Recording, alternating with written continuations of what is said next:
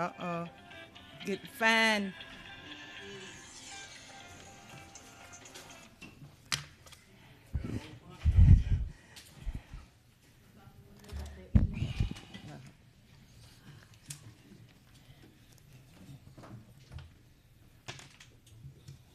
Let me know when you are.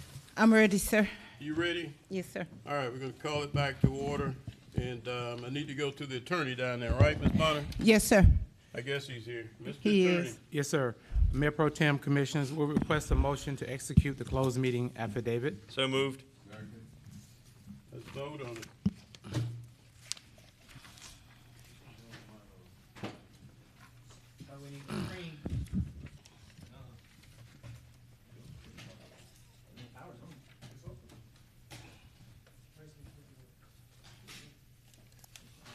I think everybody had a Red Bull today, Ms. Bonner. I beg your pardon, sir? I think everyone had a Red Bull today. Yeah. It's unanimous. Mayor Pro Tem Mr. Attorney, go ahead.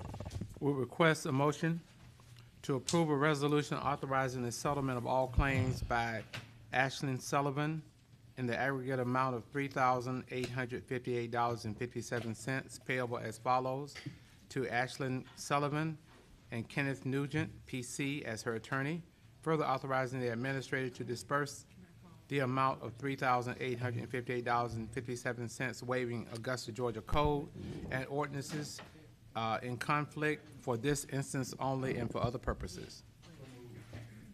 Is that Mr. Hassan? Did we get a second? Ms. Scott? Yes, ma'am. Okay. Voting. About the settlement.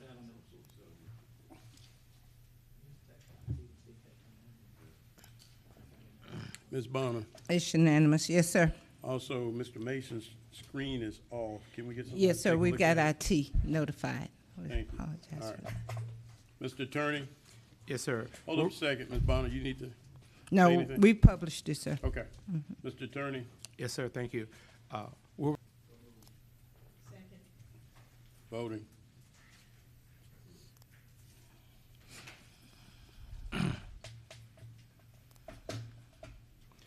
And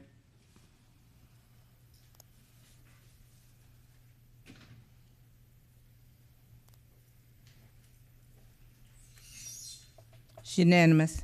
Mr. Attorney, yes, we request a motion to accept the resignation of Tedder Johnson from the position of Chief Deputy Tax Commissioner and authorize the payment of 6-month severance pursuant to the SES program and PPPM of Augusta, Georgia.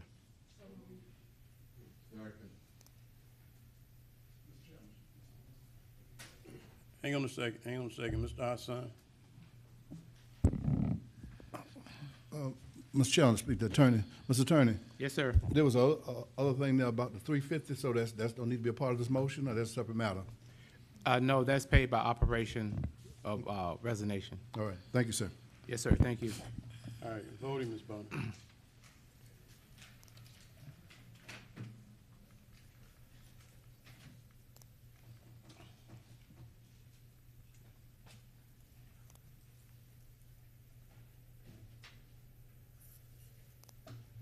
Mr. Clark?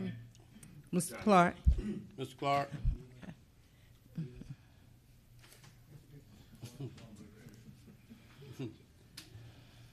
It's unanimous. Mr. Attorney?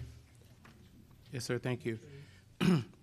We'll request a motion to appoint Dr. Hamid Malik as Director of Environmental Services Department effective May 1, 2022. So moved. So that was Mr. Mason and Ms. McKnight. All Okay. right, voting, Ms. Bonner. Yes, sir. Hang on a second. What's the problem? Problem? Yes, sir. Shouldn't that be interim director? If that is the intent of the commission, It will, I don't think it'll make a difference, because we'll go back and do whatever we have to do. I believe the time period would technically surpass the interim characterization, but whatever the will of the commission. All right. I think it should be.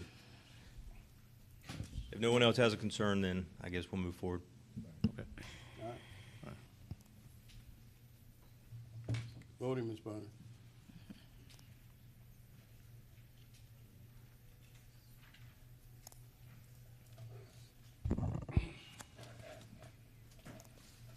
Mason.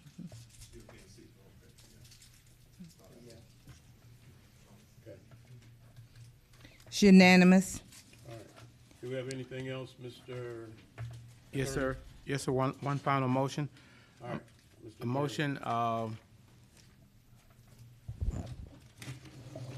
motion to approve the lease agreement between Augusta, Georgia and Mar Vista Entertainment for the property located at 1001 4th Street, Augusta, Georgia, 30909, parcel number 060-1-036-00-0. Motion from anyone? So moved. Second. All right, question, Mr. Hassan. Did you need to put the amount in there and for the length of time? That is pertaining, that is included in the lease. Okay. Okay, voting, Ms. Bonner.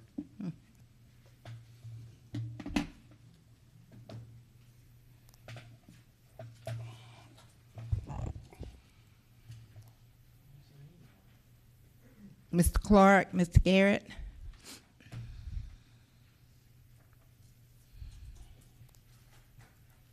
It's unanimous. All right. Anything else, Mr. Attorney? No, sir. Anything, Mr. Administrator? We good? Ms. Bonner? We're good, sir. We good? All right, so it's 2:29, we overtime, so we're going right into the commission meeting. When you get a breath, Ms. Bonner. Okay. Change gears here.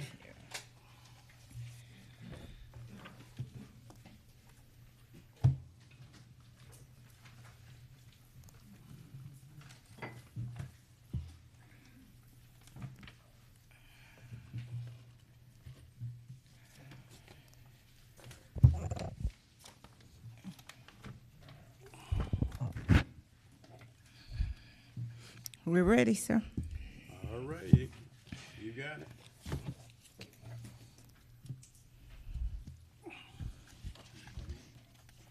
We're gonna call the meeting to order. And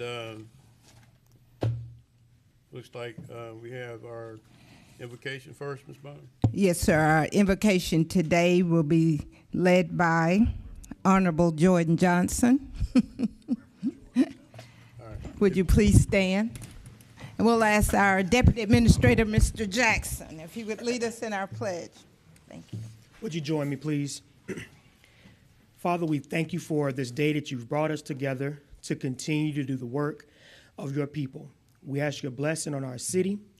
We ask your blessing on those who are responsible for maintaining your city. And we ask your guidance on making decisions to make your city the best that it can be. We ask you to intervene on our behalves and continue to shine on the city of Augusta. It's in your name that we pray. Amen. Amen.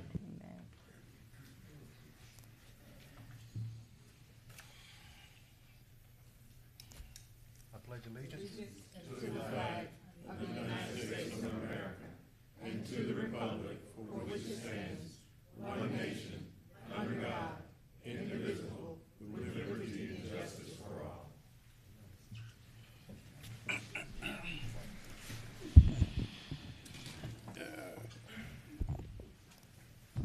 All right, Ms. Bonner. Yes, On sir. you. Can we address our addendum agenda, sir? Sure. Right quickly, if you all. And we would have one additional. It's to recognize our employee incentive award program to Okay. be added. Okay, okay. Does anybody object to the Addendum agenda. No objections. So objection. it will be done without objection. Yes, Thank ma'am. you. And the awards program, do we need to add that too? Well, that was included with the addendum agenda. Gotcha. Okay. Okay, okay. At this time, we would ask Ms. Anita Rooker, our HR director, if she would please come forward.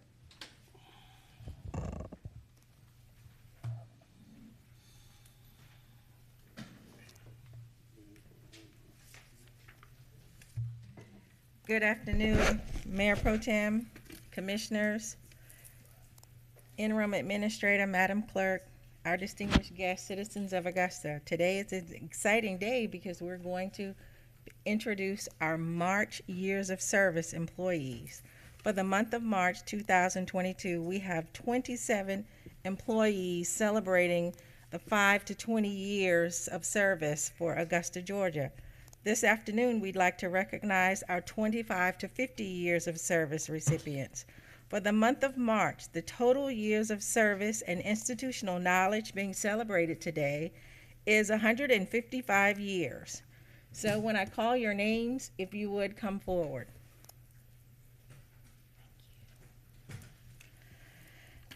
Benita Wright, Planning and Development, 25 years.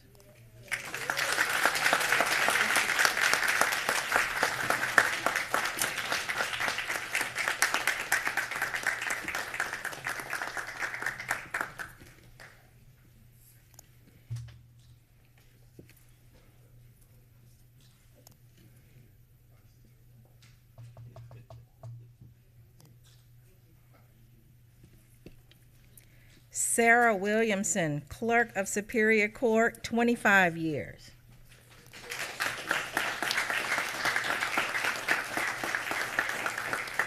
Robert Cross, Sheriff's Office, 35 years.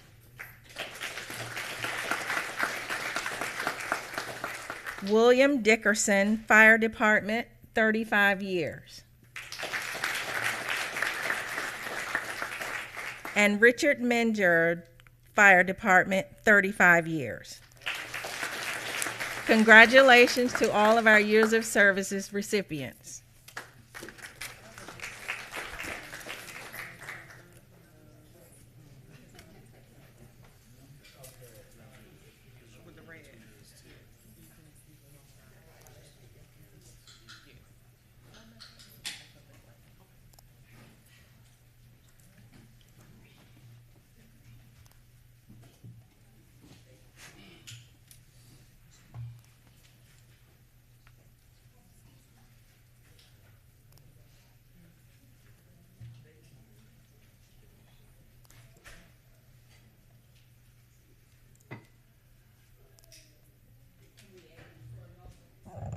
Ma'am. To let him look at Commissioner Mason's.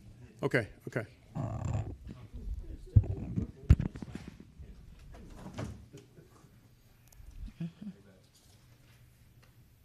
just need to cut it off.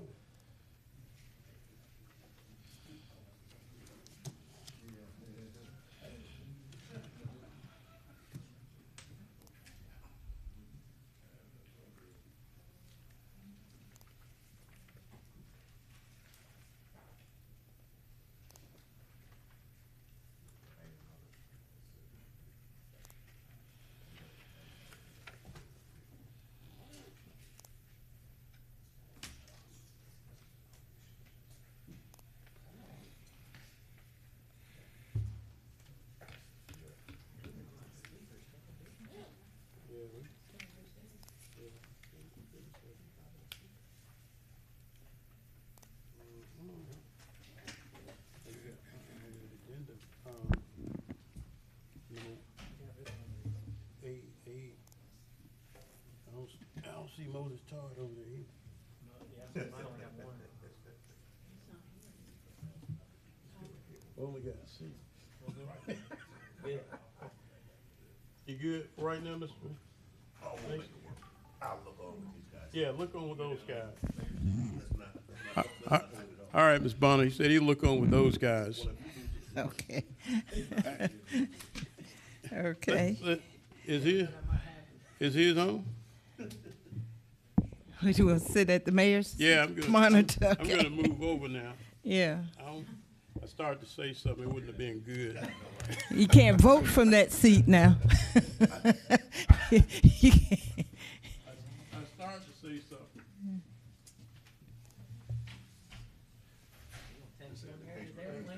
He probably. Texting you right now, what you doing in my seat? He probably. You'll need this. You'll have to use your own. No, you can't vote with that one. This is assigned to you. This is assigned to me. Hey, that's what experience matters. You know what? I've heard that before. I've heard that before. Been there, done that. I've got a phone. Oh my goodness. But where are we, Miss Bonner? We're at the delegation portion of our agenda, Gotcha. Let's go. and we'll start with item B if Mr. Moses Todd is in the chamber. Okay. Apparently, he's not here. We'll proceed to item number C, Wright Montgomery Trees for Augusta, Inc. regarding the installation of missing trees at the Augusta Common. Good afternoon. Good afternoon. I've got a little presentation here. Hang on a second. Need to give your name and address. Yes, sir. Let me pull this up real fast. Okay, and you have 5 minutes.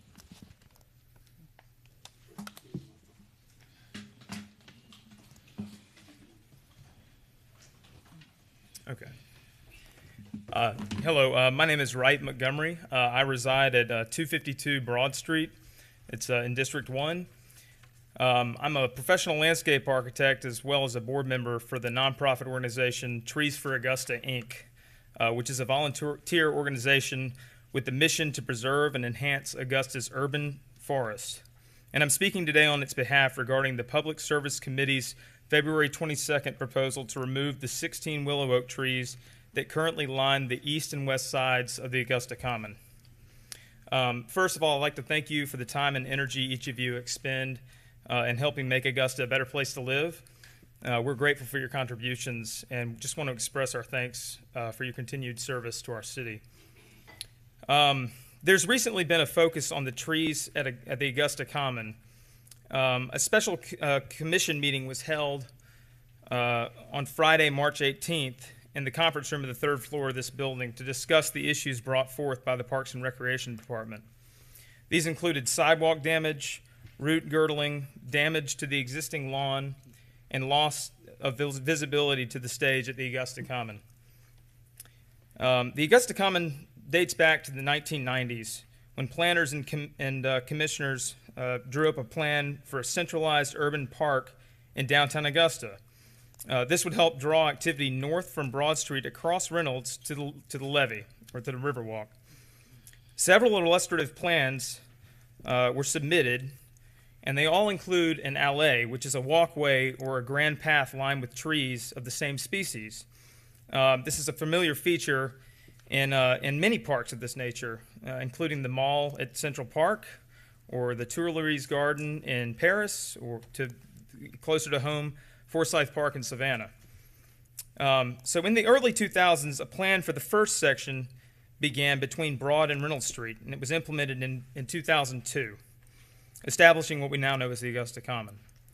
Since then, efforts have been made by the city to extend the park north as planned, but these plans have not yet come to fruition. You can see that from the illustrative plan up there on the screen.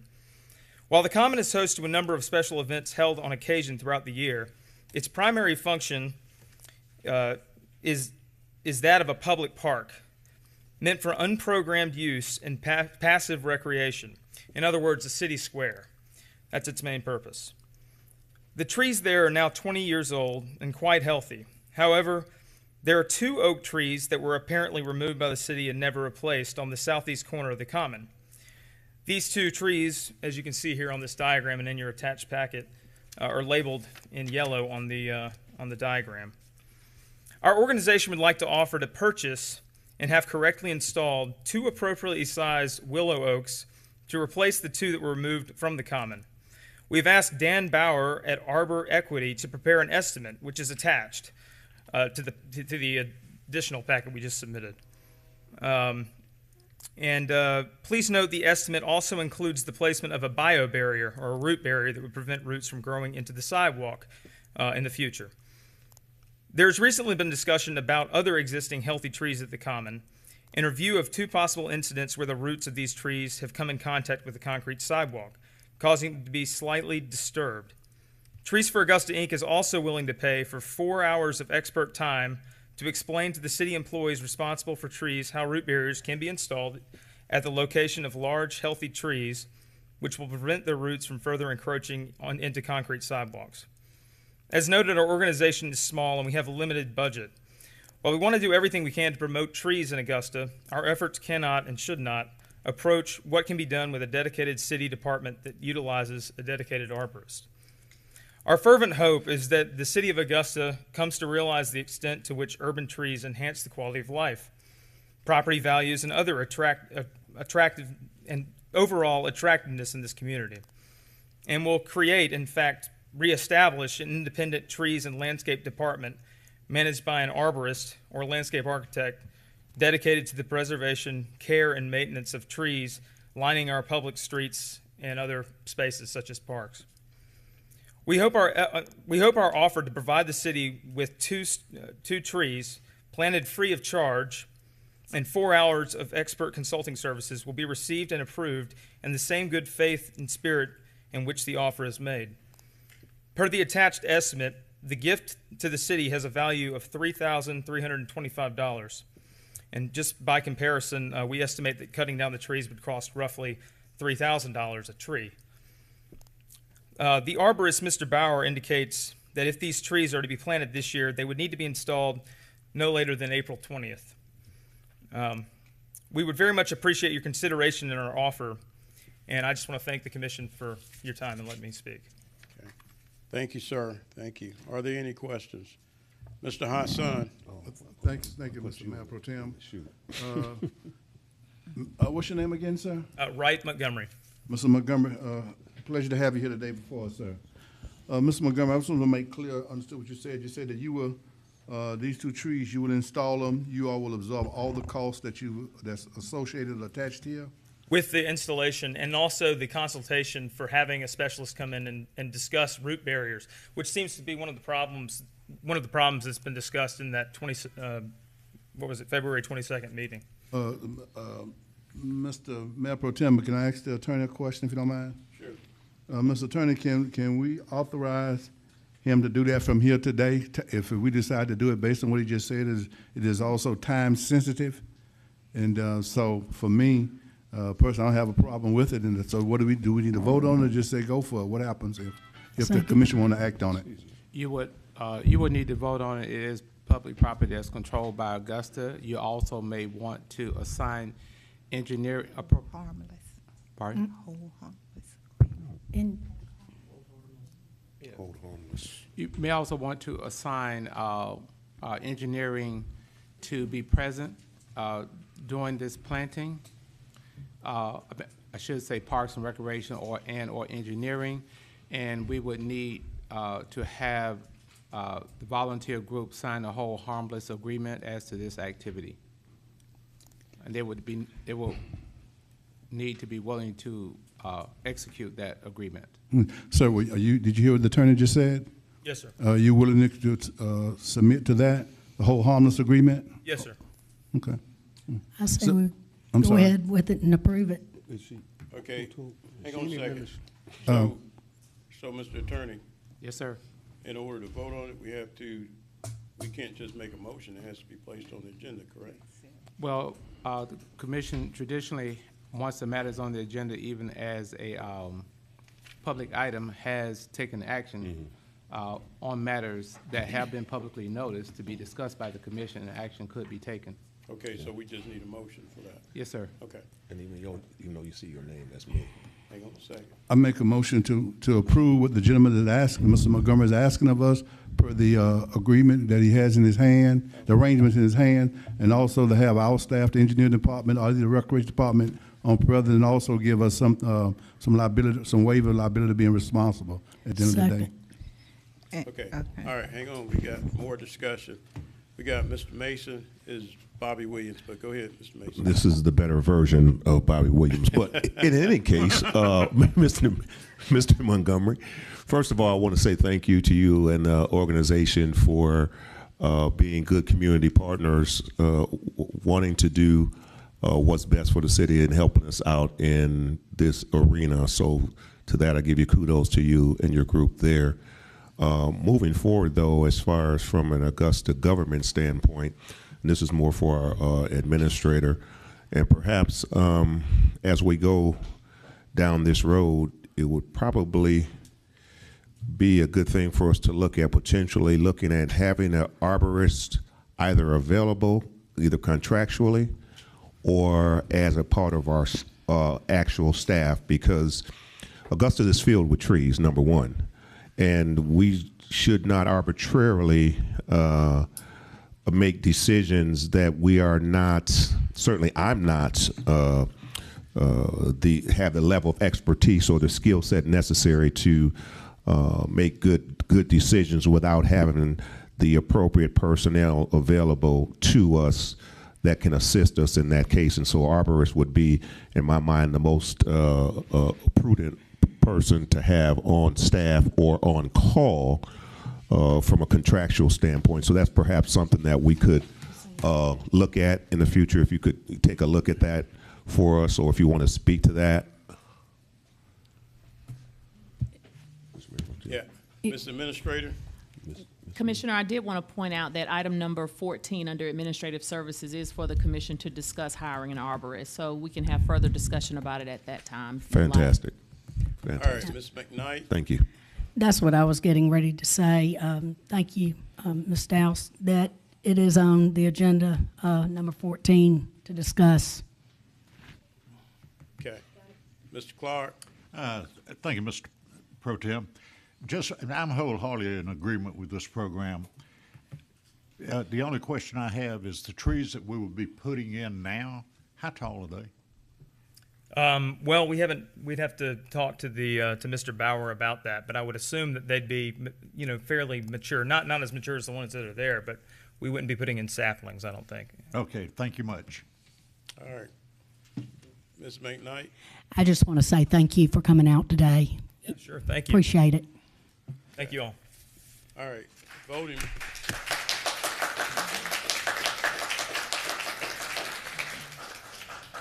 All right, voting, Ms. Bonner, Okay.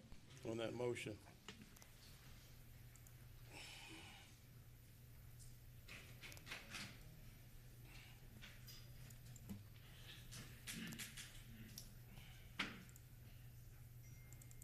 It's unanimous. All righty. Okay.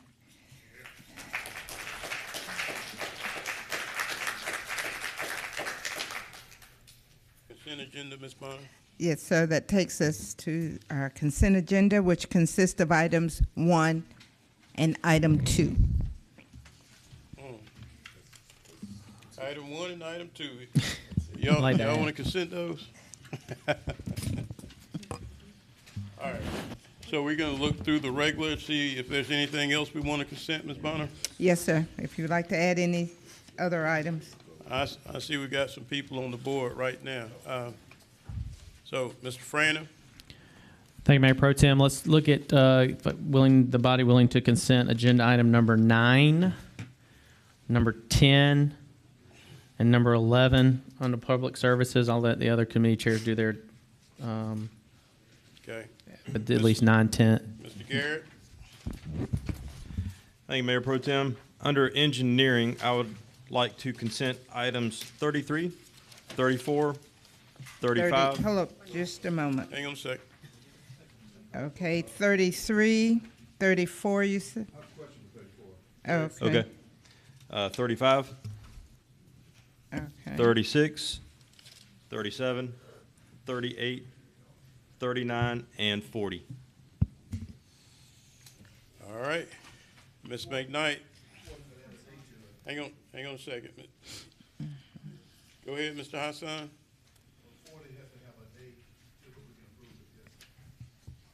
Can you use your microphone, please? I'll leave it alone. It's on the consent agenda. All right, 40 says approve having a work session to discuss and draft findings and recommendations of the disparity study. So you're saying we need a date for the work session? Ms. Johnson, do you have a date in mind, Ms. Johnson?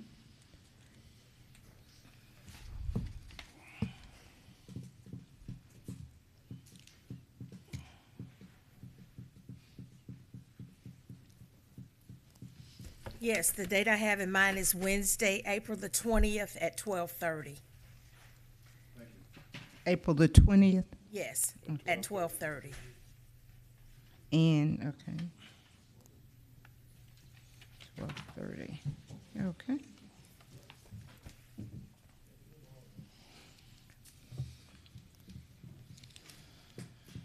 We good?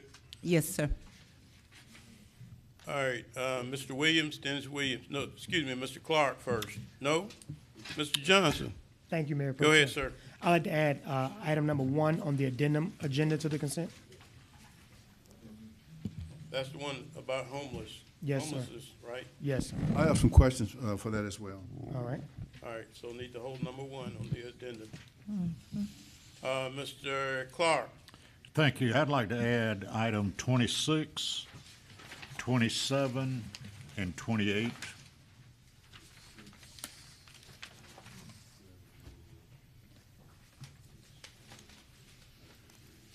Mr. Dennis Williams? Yes, Mr. Chairman, I'd like to add for consent item 31 and 32.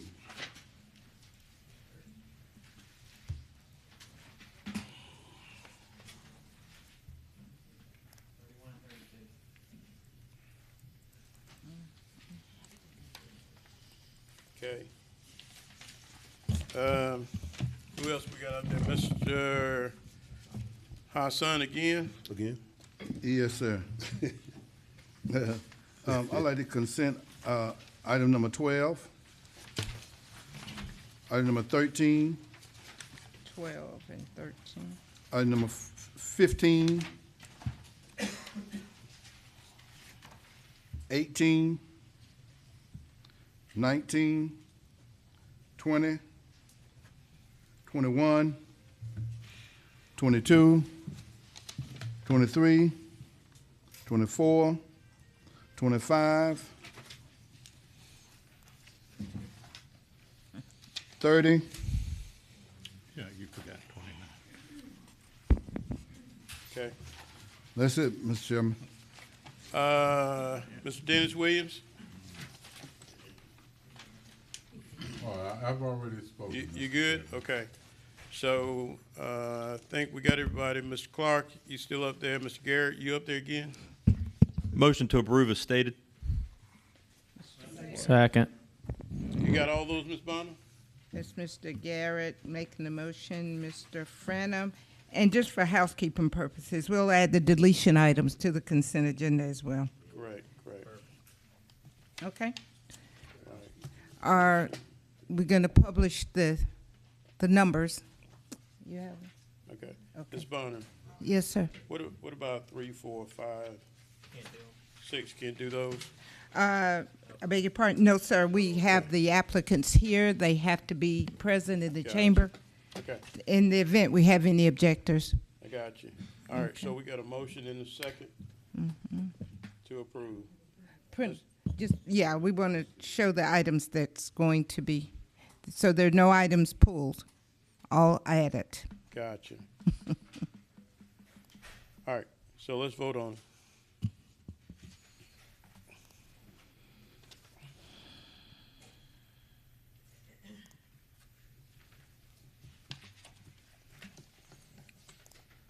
We vote, Ms. Bonner?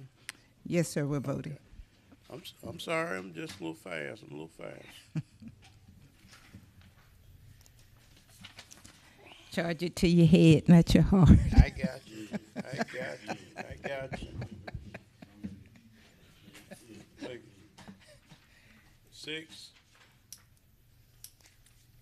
Hassan, vote. It's unanimous. Okay. All right, start us off, Ms. Bonner. Okay. Ms. Walton?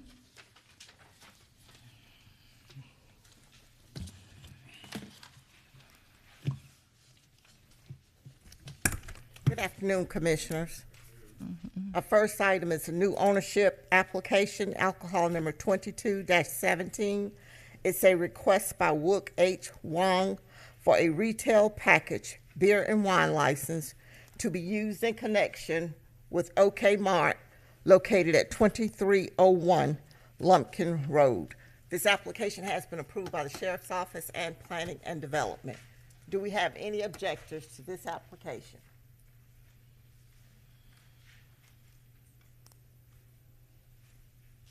Ms. Long, I need you to state your full name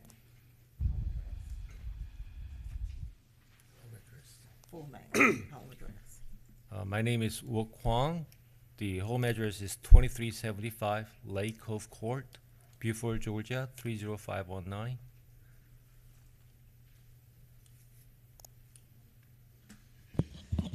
Okay, any questions? Yes, sir. Okay. Mr. Garrett? Motion to approve.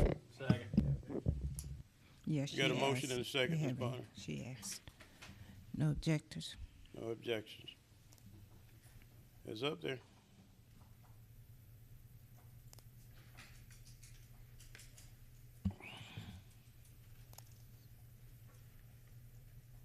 It's unanimous. Next item is an existing location, alcohol number 22-19, a request by Michael B. Newsom for a Sunday sales license for Billiards 2 LLC located at 3801 Mike Paget Highway. This application has been approved by the Sheriff's Office and Planning and Development. Do we have any objectors to this Sunday sales application? Michael Brandon Newsom, 1204 Amberley Drive, Evans, Georgia, 30809. Mr. Garrett? Motion to approve. Second.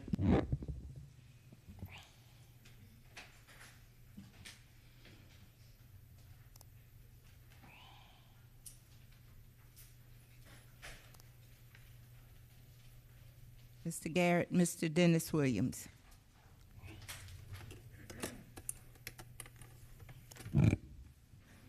It's unanimous. Our next item is a new location, alcohol number 22-16, a request by Sheila D. Walker for a retail package beer and wine license to be used in connection with the Lucky Spot located at 1119 James Brown Boulevard. This application has been approved by the Sheriff's Office and Planning and Development. Do we have any objectors to this alcohol petition?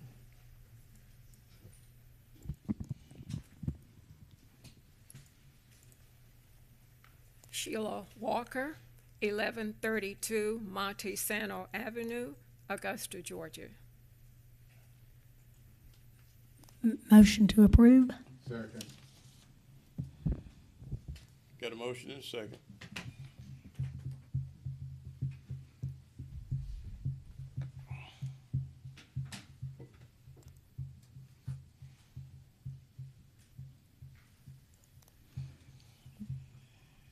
Mr. Clark.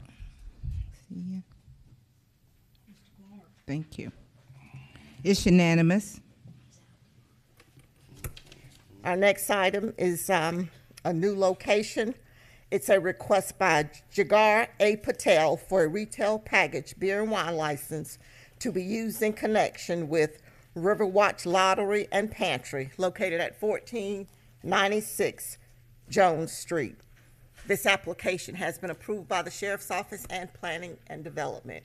Do we have any objectors to this alcohol petition?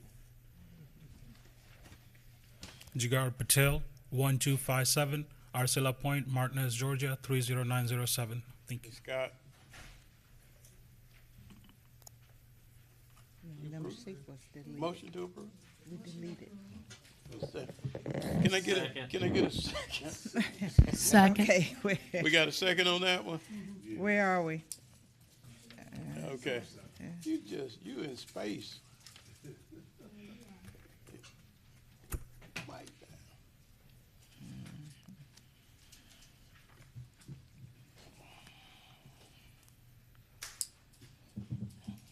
Mr. Garrett and Mr. Frenham, are you voting? It's unanimous. Our last item is a request by Leonard T. Salas for a massage operator's license to be used in connection with Restorative Therapy Solutions located at 1219 West Wheeler Parkway. This application has been approved by the Sheriff's Office and Planning and Development. Do we have any objectors to this massage application? Leonard Silas, 230 East Tripp Street, Harlem, Georgia, 30814. All right, McKnight. I was going to make a motion to approve. Second. Voting.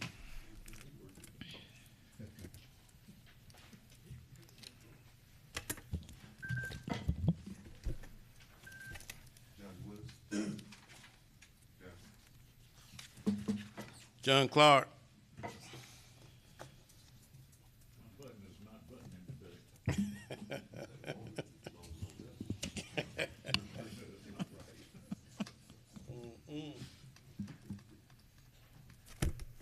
It's unanimous. Item 6 was approved at the last meeting. Yeah, it was deleted from today's agenda. All right, Ms. Bonner, where we going from here? We'll go to item number 14. Item number 14. Item number 14, discuss hiring an arborist who specializes in the care and maintenance of Augusta Richmond County trees throughout Augusta Richmond County. Ms. McKnight? Yes, I brought this forth today, put it on the agenda. I feel that we definitely need, seeing that Augusta is the second largest city in Georgia, and we call ourselves the Garden City, but lately it hasn't looked like the Garden City. And I think that if we have somebody that's professional, who knows what they're doing, who can ensure the beauty and the value and safety of trees, that's what I see right now is we have people going out and cutting trees and trying to take care of them who do not have the expertise. So I'd like to make a motion to approve that engineering hire a degreed arborist for the city of Augusta. Second. All right, hang I have on. a question. We got, I'm coming. We got B. Williams on here. We got Mr. Clark, are you okay? Yeah, I seconded that. All right, so now we got Mr. Mason. Oh, thank you, Mr. Mayor Pro Tem. I'm certainly in agreement with that. I believe that when we have the right people in the right place with the right skill sets, the probability of us getting the right results become greater. We do have some great people working for the city. They just may not have that type of expertise that's necessary. So I'm certainly in favor of that. However, having said that, of course, we have hiring an arborist. We certainly would need to have all the background information, what type of compensation would be given. Is this a staff position or is this an on-call contractual position? I would like to get some clarity on all of that if I could. I'm certainly not against it in any way, shape, or form, but I just would like to know which way are we talking about going? Is this a staff position? Is this a contractual position? Gotcha. Mr. Garrett. Thank you, Mayor Pro Tem.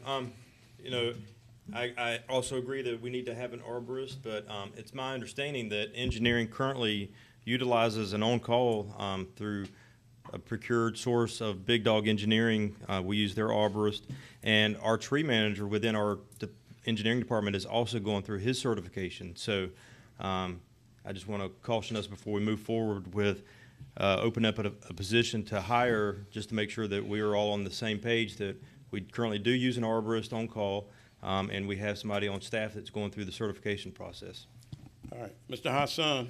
Yes, in light of what my colleague, Commissioner Garrett said, with everybody, obviously we agree that we're in need of that, but it's a lot of administrator to go out and to get the information based on what Commissioner Garrett just said and come back and make a recommendation of whether that person should be, to Commissioner Mason's point, whether that person should be on call, should be a staff employee, or whether it look like what we got to work with. So let the administrator bring back a recommendation from us at our next full commission meeting. All right. At a committee cycle, it doesn't Yeah, matter. hang on a second. Substitute, it's a substitute motion. All right, hang on a Second. Hang on. Administrator. Thank you. I did want to echo exactly what Commissioner Garrett just stated concerning our on-call services as well as contracted services. We also asked Campbell Vaughn, who is with the Georgia Extension Services, to be present to speak to this matter, if you would like, because he has done some extensive research in this field as well as has trained some of our staff and continues to offer training to our staff when and if needed. So if you wanted some additional information concerning the use of an arborist, that he's available. Also note that Augusta did have an arborist on staff at one time, and that individual no longer works for Augusta. So it is possible that we could have that particular requirement added to one of our current job descriptions and possibly even change the job description if that's your will. But I also support the idea to go out, gather some information, and bring it back for your review. Okay. Mr. Clark, you up again? Thank you. I would just like to have the guarantee that on the next commission or committee cycle that we do have this information so that we can vote it up or down. Okay. And Mr. Malik, could you come up real quick? I've got one final question. Could you just give us some information? You've got an on-call service with this arborist, what is it that we do? Yes, sir. So we do have on-call tree contract, and Big Dog is one of the contractors. So whenever the need arises, we call them, and they have arborists, on the staff, and he comes there and look at that. In addition, as Commissioner Brandon Garrett mentioned, our previous manager was a certified arborist. So he retired, so the new one is going through certification. I think he's taking his last exam in May, and then he has to go another. So by end of the year, he should be certified. We also consult with Mr. Simpkin time to time whenever it's needed too. So we do have a mechanism to get professional opinion. Okay. Thank you. Any questions of Mr. Malik, Dr. Malik? Yeah, I'm in the shoot. All right, Mr. Mason. Well, I'm here in the shoot. All right, Mr. Mason. It's actually not really necessarily for Dr. Malik, but Ms. Administrator made a comment in terms of there previously was a position of arborist within the city. Has that slot been abolished?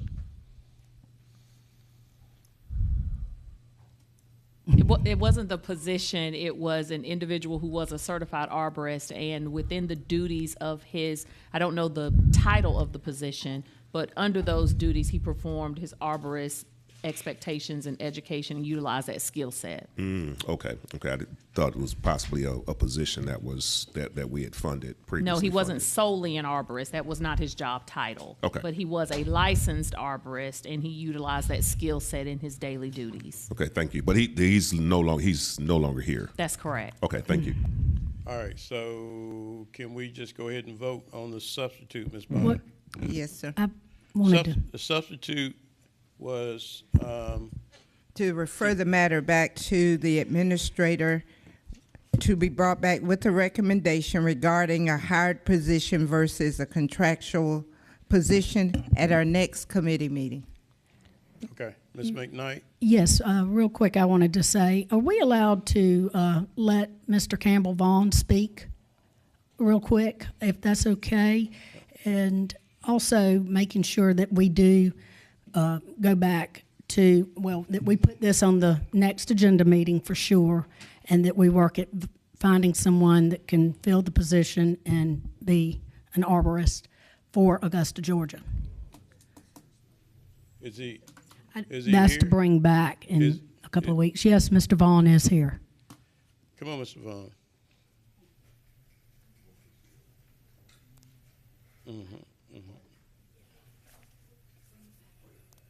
Thank y'all for having me. Ms. Dowse called me and asked me to be available in case you needed to talk, and I've got a lot of experience in trees. I'm not a certified arborist.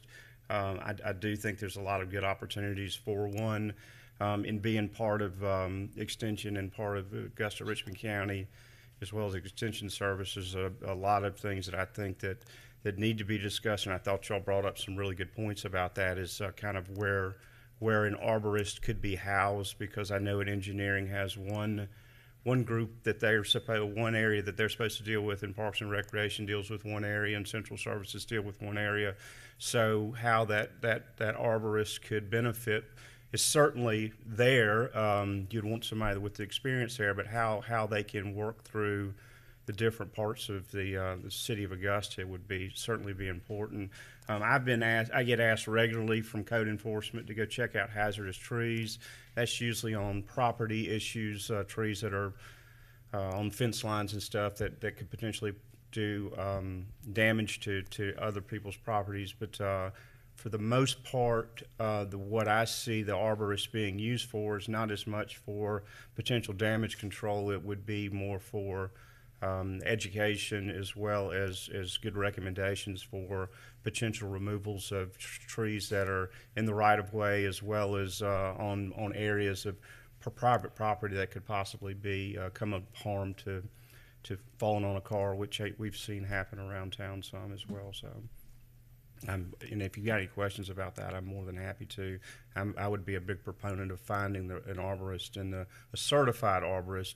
And I know that Malik was speaking of Big Dog having an arborist, and you need to be real careful about whether it's an arborist that's really good at cutting trees and somebody that's a certified arborist that knows what's happening with street trees, and especially urban trees, and how they're operated more than and how to take down a tree and prune it correctly. So, yeah. Anything else? Anything? Let's vote, Ms. Bonner. Thank you, sir.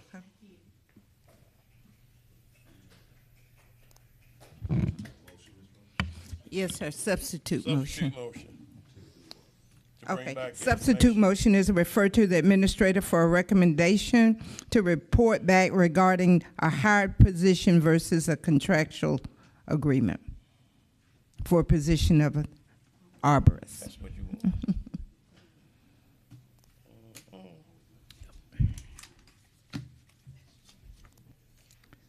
Well, you're not going to be making Ms. Bonner say it 3 or 4 times.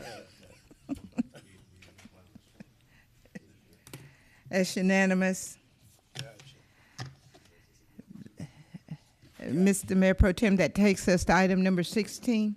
Yes, ma'am. Okay, Azalea Park Progress Report and Engineers Finding Report.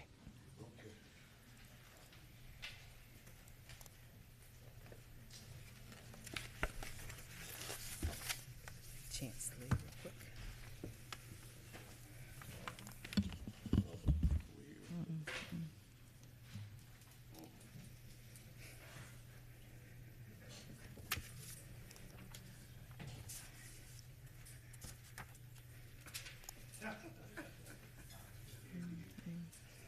I got you. All right. We're ready. All right. Good afternoon, everyone. We're here to talk about Azalea Park. I want to start by saying that the representatives from the property are here, so I'm going to let them do the majority of the speaking. I will go ahead and highlight that currently Azalea Park has 160 operational units and it's 20 buildings. They have about 38 units that have an active code enforcement case.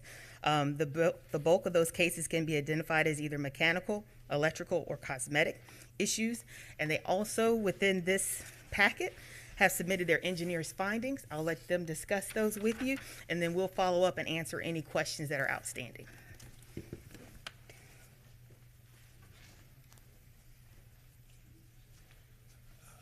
Good afternoon, Mr. Mayor Pro Tem, Commissioners.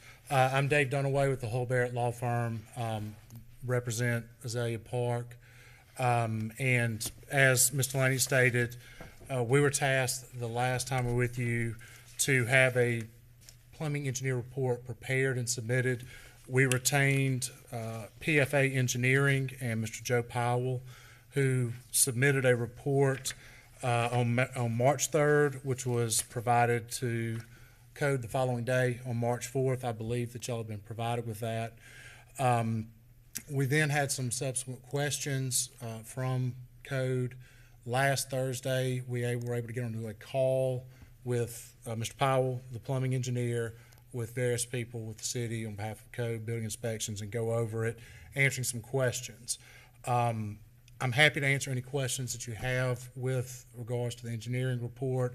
I'll do the best I can answering them, and I can give an overview of what it contains, but also I can let you know, I think, our plan of action of where we're at now.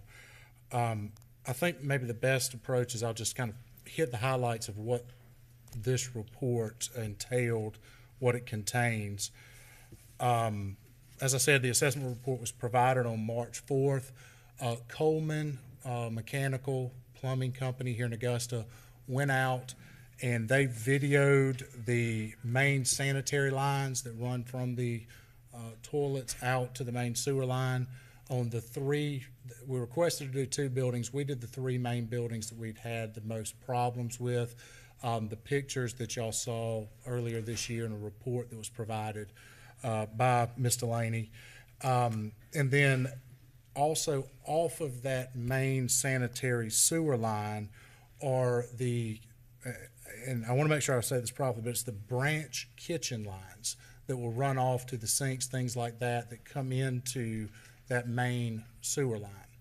Now, one of the issues, one of the picture, or a lot of the pictures that were showed you, one of the issues that was pointed out was that prior owners at some point in some of these buildings with some of these units came in and rerouted that kitchen plumbing, kitchen pipelines, as branch lines, and they took out of service the original lines. Those were not, there were issues, not done to code, not permitted. So what this report also, we had requested was to have the videos done of that lines. Unfortunately, the camera that Coleman has was unable to navigate the 2-inch PVC pipes that were put in on these. Reason being is the lines come out and then they drop, and their camera could not navigate that angle. If it was a straight 2-inch pipe, it could handle it. In discussions last Thursday, we came up with a potential, another camera, another plumbing company in town has. They actually borrowed it yesterday. They're out there right now today trying to video these lines.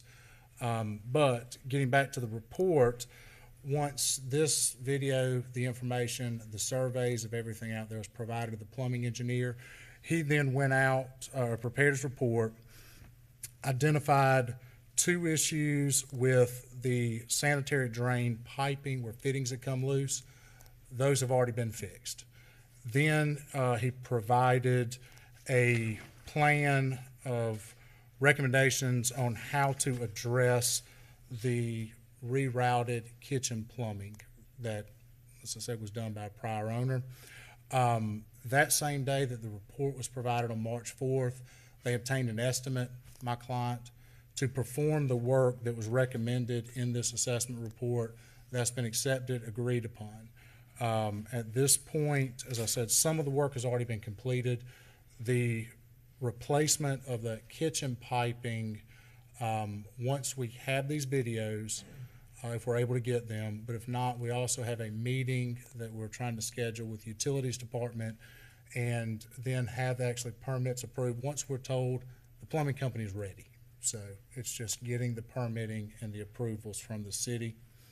But if there were any specific questions regarding the report, I'll do my best to answer them. If there's any information that I can share as far as this goes with you, I'm happy to do so. Right. Any questions? We're good? Mr. Hassan? Yes, sir. Can you hit the thing? You're in there. Go ahead. Yes, sir. It's already there. Yes, sir. Yes, sir. My questions is for starting with Ms. Delaney, if you don't mind, Mr. Mayor Pro Tem. Yes, sir. Ms. Delaney, when was the last time we've been out there? Yesterday. Yesterday? So in your mind right now, where are we versus where we were last time when we were here? What have we accomplished? We've accomplished, or what they have accomplished, is they have contracted someone to complete the repairs. As far as a department, as code enforcement and planning, we still have concerns about them prioritizing the code enforcement issues on the 38 cases that remain. We do realize that now that the tenants have started using the work order process that they have in place, so we're not getting all those calls anymore. But while they're working that list, they're not giving the appropriate attention to the 38 cases that they have with the city.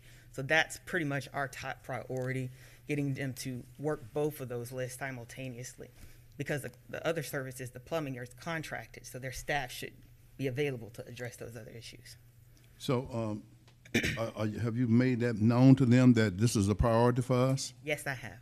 Okay, so what do you think you're being heard, or you think you need to be a timeline there for them to begin to see them work on the list? I don't know. I couldn't say. I don't know what's on the list, so I don't know whether you can have a reasonable amount of time, the expectation when they complete the list, but to begin to work on both of those simultaneously.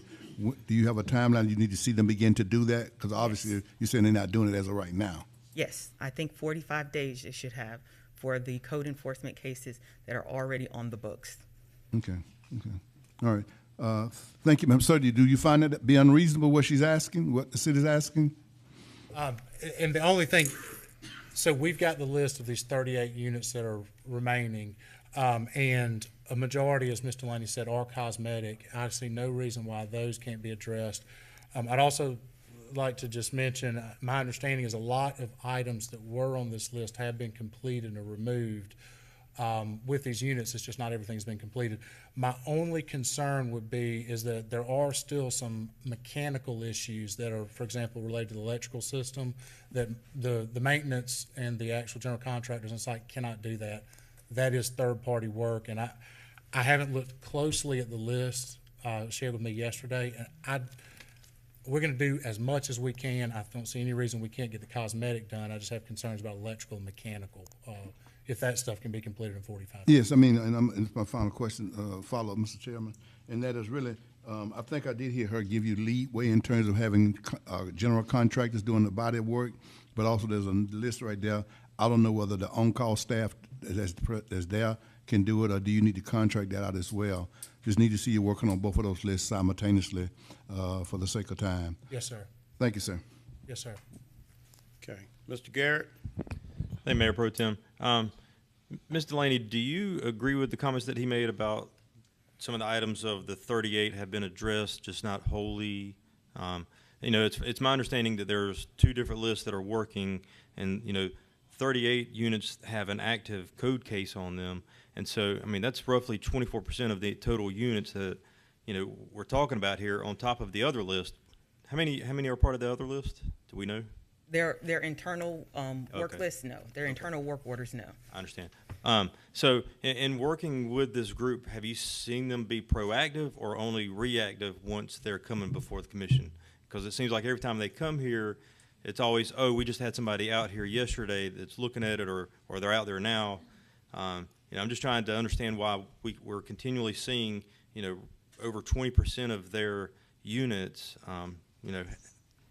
that are problematic. So, in my professional opinion, and these people have been living with these conditions, even though they may consider them minor, for in excess of 60 days.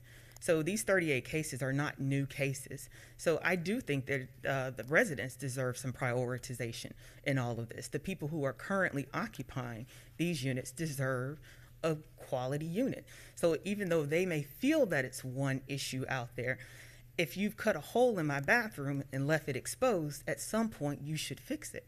So that I disagree with the inability to, especially on the mechanical and electrical. Those items should be fixed. They are in excess of 60 days. Thank you, ma'am. Thank you, Mayor Pro Tem. Yes, sir. So we're just receiving a report. There's nothing to vote on, just an update. Hang on a second. Go ahead, sir. Yes, let me do this then, because I think that ain't even what you call a slap on the wrist. That hit your own self in the mouth, what we were just about to do here. And I'm not saying it's going to be any different, but I'd like to see in 30 days, Mr. Laney, some of the things that you sit down and you show them exactly what your concerns are from an immediate perspective, and be back here in 30 days to try to give us an update on that. And in the meantime, Mr. Attorney, based on what our findings are, have some options for us if there's no movement on some of these things for us as a body.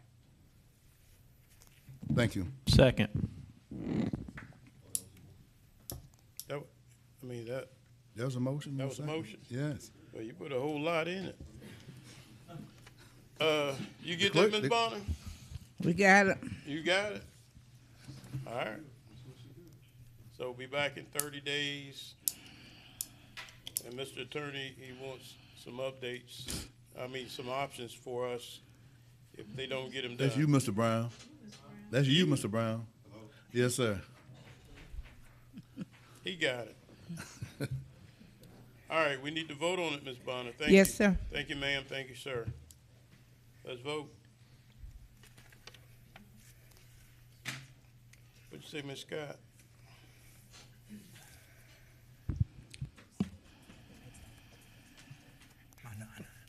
That motion carries 9-1, with Mr. Dennis Williams abstaining.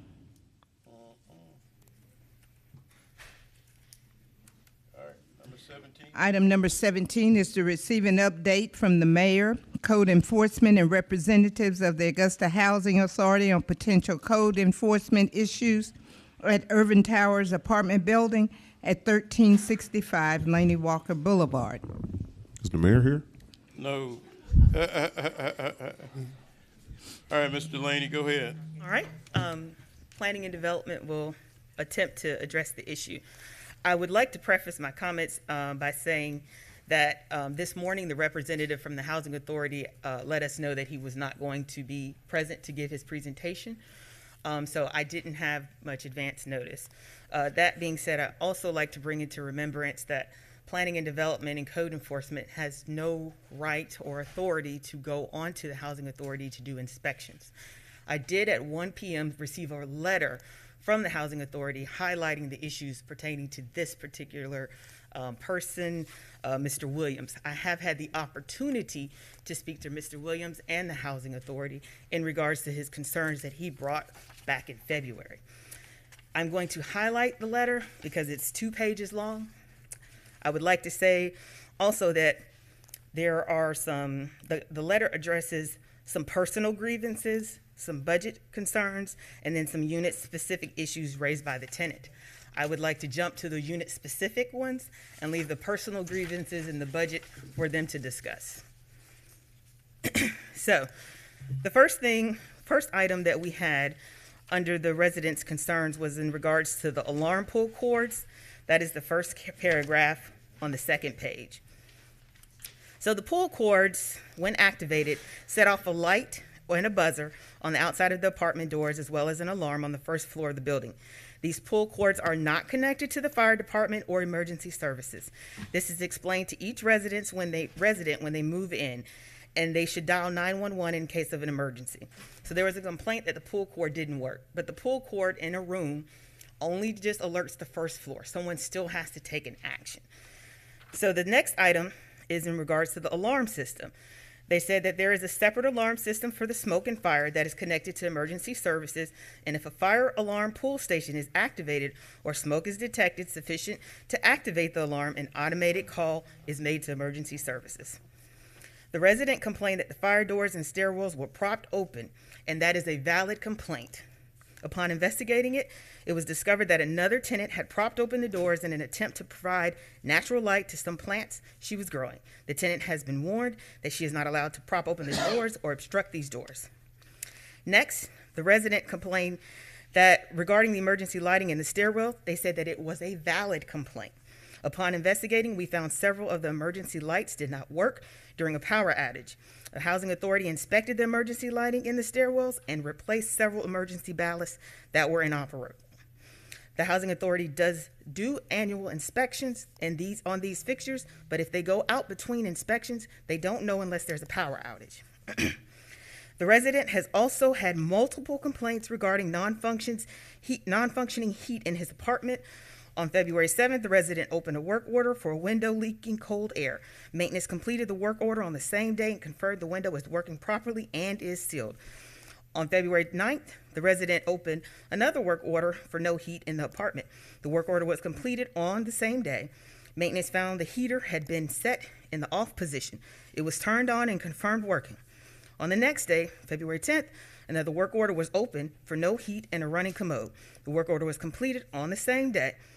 The commode flapper and valve were replaced and confirmed that the heat was working. On February 10th, another work order was opened for no heat. On February 11th, maintenance verified that the heat was working in both the living room and the bedroom. The supply temperature in the living room was 100 degrees, and the resident admitted that he did not turn on the bedroom heater at night. The resident's complaint regarding the smoke in the hallway from another resident cooking and the pool cords not working again is a misunderstanding of how pool cords work. The smoke was not enough to trigger the detectors in either of the residents' apartments or hallway. If the resident needed to summon the fire department, pulling a fire alarm located throughout the building on all floors or Laney. dialing. Mr. Laney. Yes. I know you're reading and so, I mean, what are we trying to get at here? In essence, the housing authority needs to come and address this. This is a matter between them. If you read the very first 2-3 paragraphs, you'll see that there's a lot of stuff going on a personal grievance level that I don't think we should be undertaking or reading into or interpreting. As a department and, you know, as a commission, the person who has the complaint always has the right to try to voice their concerns, but as a department, we cannot intervene in this. But the housing authority has owned up to some of the issues that he presented. Okay, let me ask, does code enforcement have anything to add to what you said, or he's? We're code enforcement. Yeah. I just see him and I see code enforcement. Yes. All right, Mr. Clark, then I go to Mr. Johnson. Mr. Clark. Thank you, sir.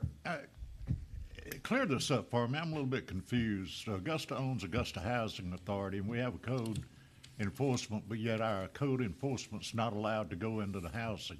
Why is that? The housing authority is actually a state-run organization. It is not a city entity. Mm-hmm.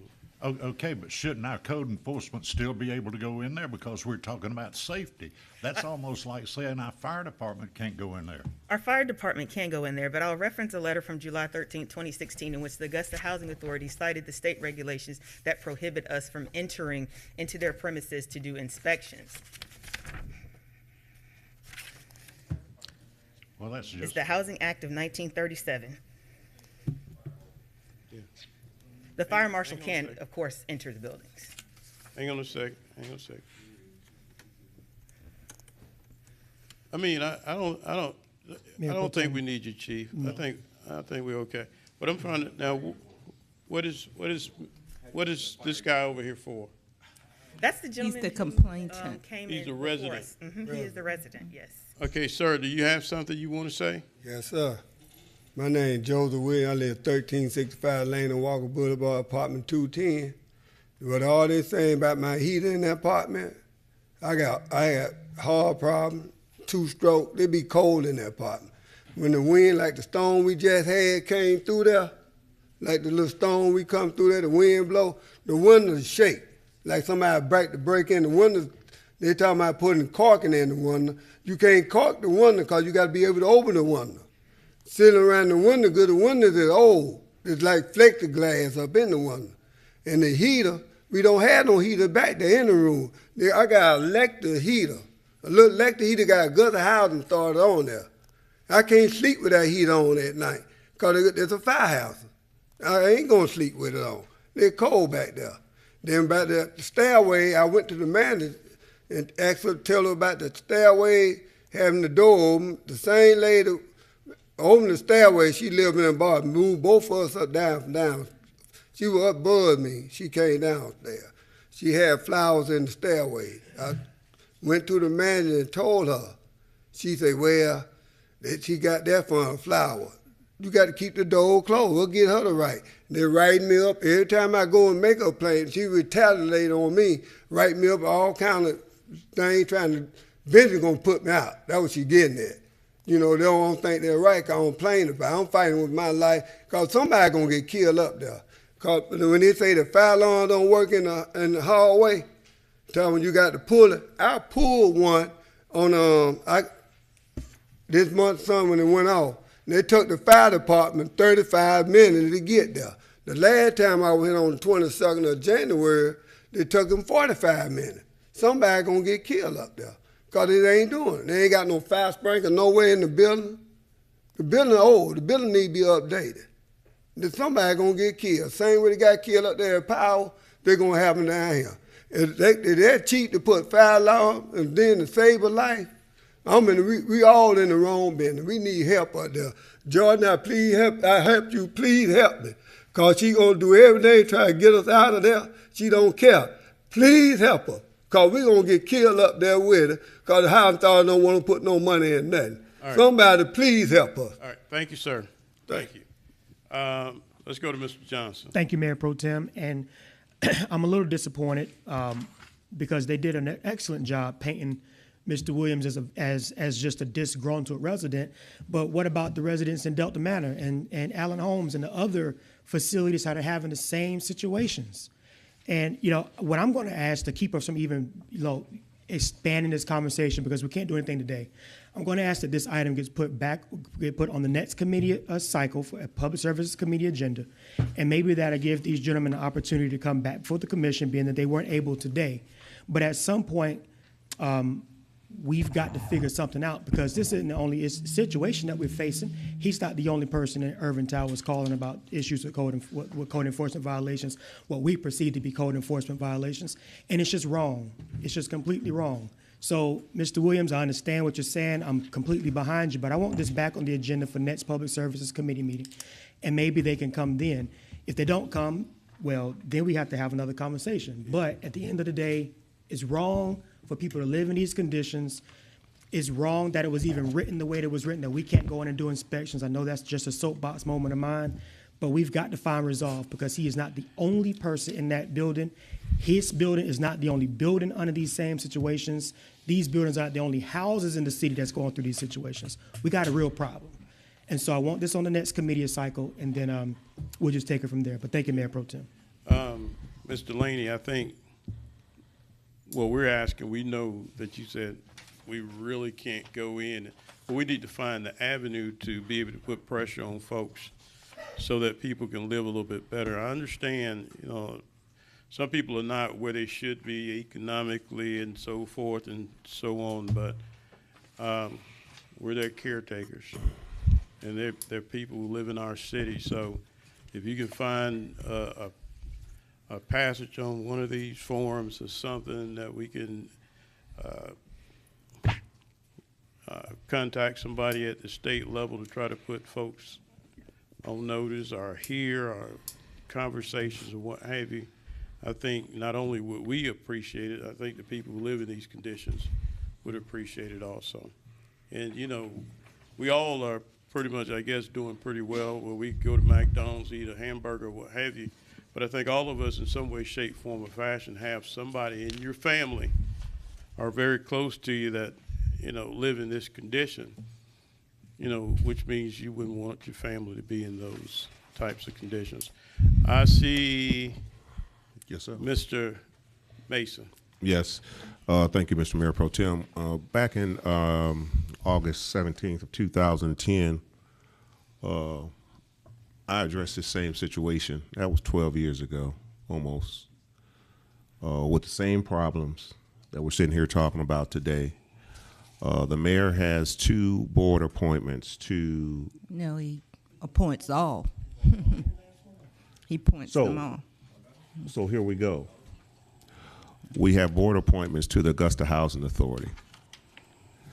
I asked for a relationship to be built between the Augusta Housing Authority and the commission so that we could address those issues that we have in our districts, various Section 8 housing, that sort of thing, keeping, holding people accountable for how our community looks, not just getting the money that comes with it, but holding people accountable.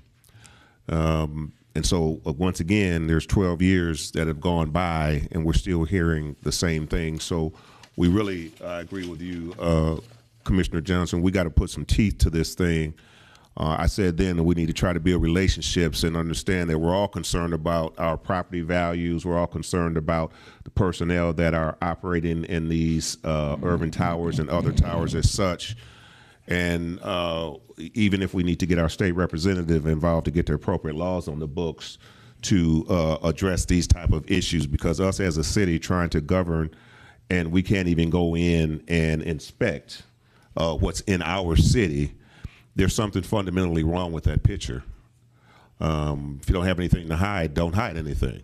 you shouldn't have to worry about that. But at the same time, we just have a lot of issues there, Mr. Mayor Pro Tem. I just wanted to point out we've been dealing with that since 2010, and we're still sitting here today, some 12 years later, talking about the same thing. And I just want to make sure we know those board appointees are from here, and it's the mayor's position to appoint those to that board. And so we should be able to hold some people's teeth to the fire when it comes to the Augusta Housing Authority. That's one of the ways that we could be able to do that right off the bat. Gotcha. Thank you. Mr. Franon. Thank you, Mayor Pro Tem. Ms. Bonner, does Commissioner Johnson have to have a second on that, or is he just adding it to the agenda? Is he good the way it is? He's requesting that it be placed I mean, back I would on. love to have a list of the board members. The mayor needs to be here as well for this conversation, as well as understanding what the fire department can do to go into all these properties, and this commission directing the fire department to go in, because it looks like they're the only avenue that we have, and it's time that we get serious about this. It's unbelievable, 12 years to hear that. That's very disappointing. So I look forward to the discussion in a couple of weeks on this, and having all those entities in play to have that discussion. Thank you. Gotcha. Anyone else? We're good? Mr. Laney, 30 days, we expect you to come back, bring these people. It'll be next April next 12th. committee cycle, Next April committee 12th. cycle. April 12th. April 12th. All right, but the housing representative, he should be here the next time. Okay. Well, Mr. Mayor Pro Tem, if I can. Yes, I was ma'am. in communication with the executive director, Mr. Jake Oglesby, and he informed me that this person was coming today. However, I did not receive communication, apparently Ms. Delaney did, regarding his inability to be here today. Now, I can reach back out to Mr. Oglesby to ask that they have someone come and present to the commission regarding these issues and complaints. Okay. And we'll have a list of the current members. I don't mean to cut you off, but why can't we have Mr. Oglesby here? Well, we asked that, and he Because they canceled decided to send someone, so, Well, see if we can get him, because he ultimately answers okay. to their board Okay. and everything. Okay. All right, Mr. Laney, you're off the hot seat today. Thank you. What we got, Ms. Bonner? Okay. Doing a good job.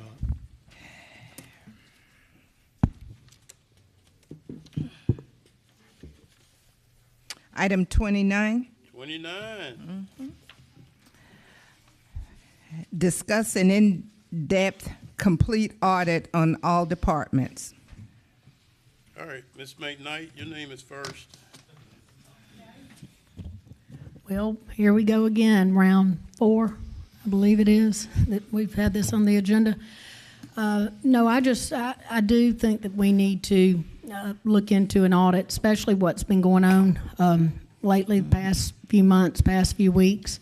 Unfortunately, I hate it for Mayor Davis, but I do. I've talked to many, many citizens around Augusta, Georgia, who reach out, to me, and I work for them. I work for all the people of Augusta, and so do you all. And I just think that it's more people than not who are complaining, who have lost a lot of faith in our local government, and I don't like to hear that or see it, because I think personally we do a great job. But anyway, I just want to bring it back to the table, and let's see what we can do here. Thank you. Mr. Clark? Thank you, Mr. Pro Tem.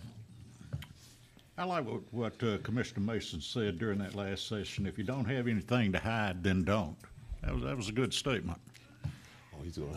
The other day, somebody asked me, "What do y'all keep? Give me a reason to ask for an audit." I said, we got 206,000 reasons the taxpayers and the citizens of Augusta want to know where and how their money is being spent. I think that's legitimate. I'm sure that there would be a substitute motion to probably go after one department that's overseeing about a $500,000 budget.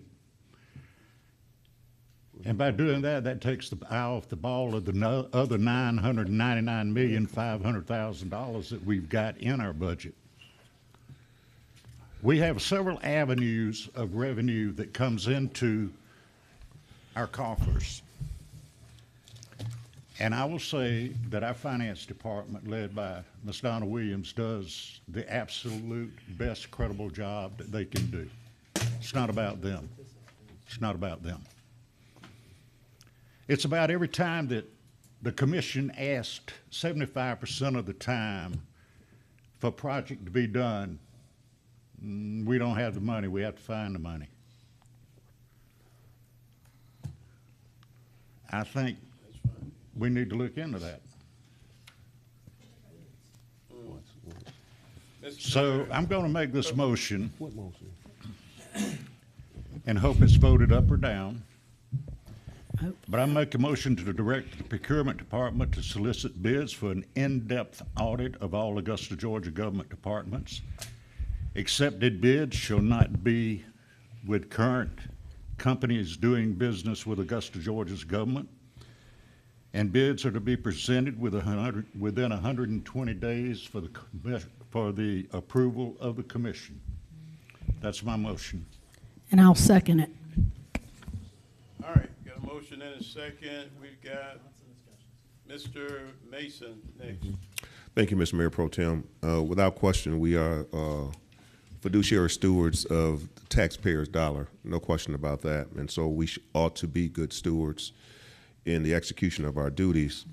Having only been up here for the last 5 months, I'm curious to note, though, what has been done currently, because in depth, I'm not sure how you're defining that or what that consists of.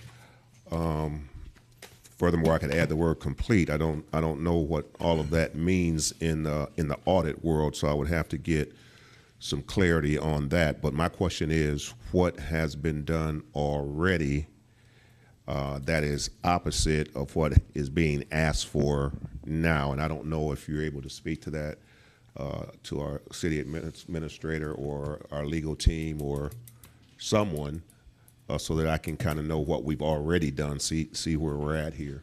Ms. Williams is out there. Donna Williams. I don't see it. Is she? She's out there. Oh. She's hiding. Yeah, she was hiding. Well, she knows Hiding behind the lady in front of her.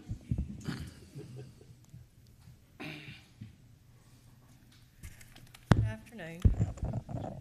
Augusta conducts an annual financial audit as is required by law, the results of which are filed with the State Department of Audits prior to the required deadline, which is 180 days after the close of our fiscal year. So that equates to June the 30th. We have no findings for the past 3 years. The audit encompasses the entire budget, elected officials. There's nothing that is accepted, meaning left out, of that audit process.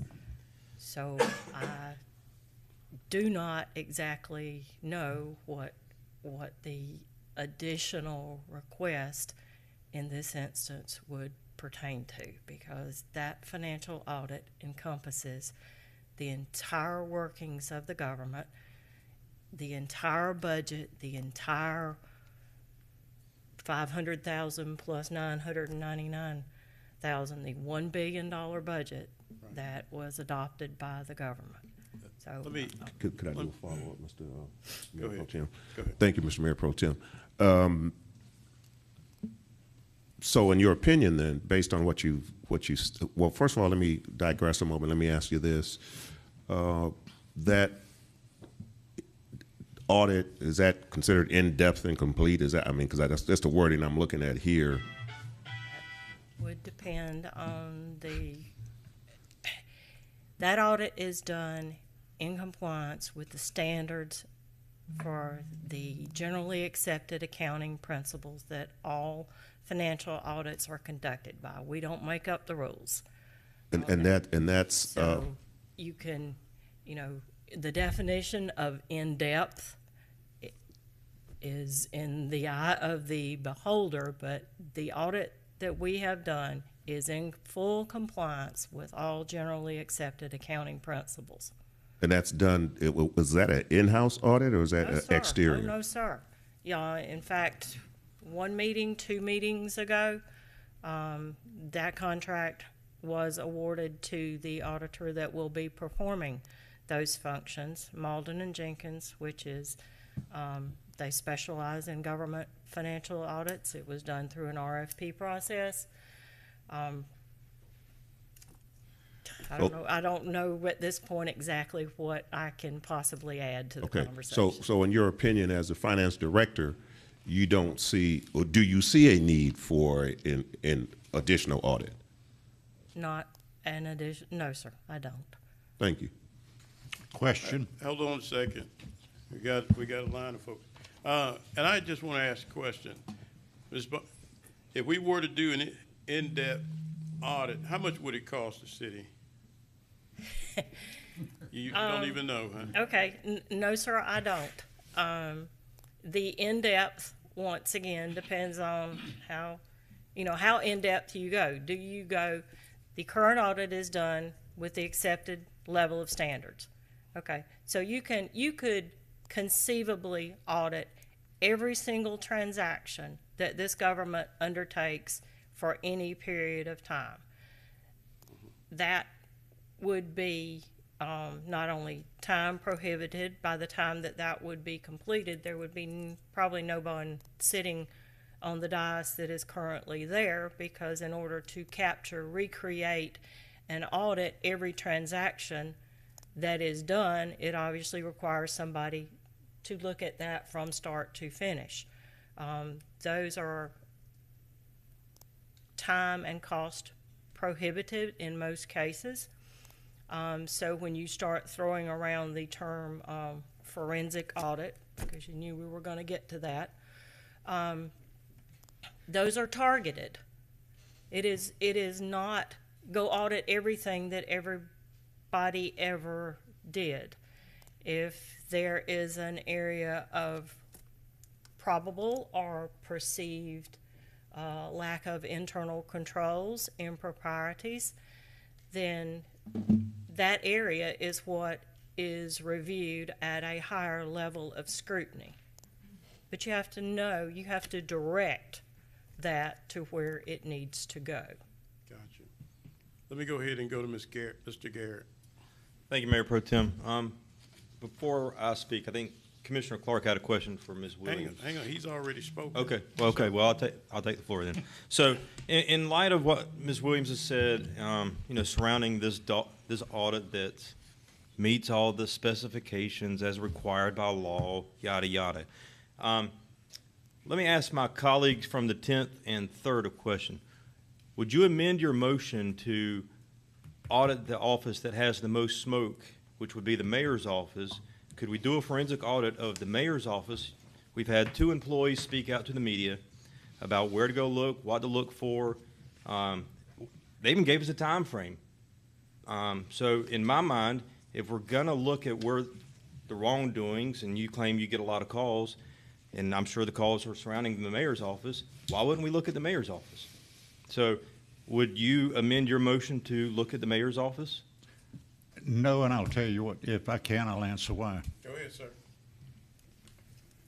That's taking the eye off the ball of the rest of the government. The mayor's office has already got. That's already out there. The state's looking at that. We know what's going on that. I think to pinpoint that one department over the whole government is, we already know what's going on in that department. I think we need to look at other departments. And when I'm talking about an in-depth audit, I'm not talking about every single transaction, but it's like Ms. Williams says, that we do an audit every year, but it's an audit that meets standard guidelines. It does not look at but so many things out of each department. It doesn't look at every single thing in a department. So that's the reason why they're talking about it's timely and it's costly. When you hire an audit company to do what we're requesting to do, they can oversee very quickly what to zero in on and where the money, and we're not looking for particular criminal action. When I use the word forensic is in-depth, and it's like an autopsy. A forensic autopsy can prove innocence. It's going after fact. So I don't understand why everybody doesn't want to go after the fact of our financials in Augusta's government. I just don't. I don't either. I have a follow-up to that. Go ahead, Mr. Garrett. Once again, I'm hearing the word in-depth, forensic, all mixed in with the same conversation. So I'm going to make a substitute motion. I want to make a motion that we do a forensic audit of the mayor's budget from 2018 to 2022 based on the basis of the news reports from the 2 past employees. Second. All right, we got a substitute. Got some more discussion. No. Mr. Dennis Williams. Thank you, Mr. Mayor Pro Tem. I just have a couple of things. Starting off, I'm voting against this particular item.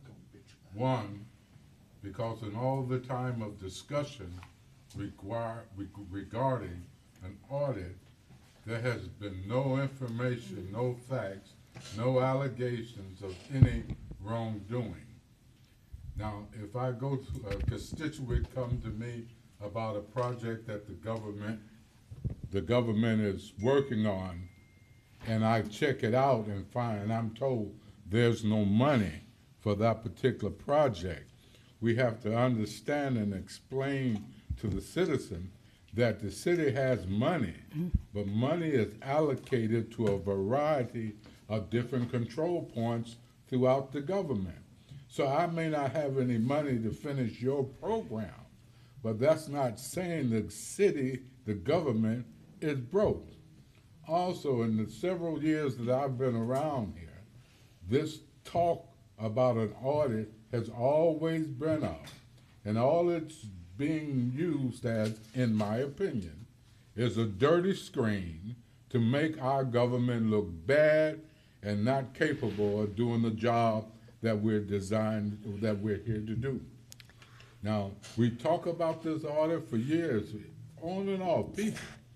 And people out there know it, because I talk to people regularly. And there has been nothing, and the mayor's office, let me get that little bit in. The mayor's office is none of our business. The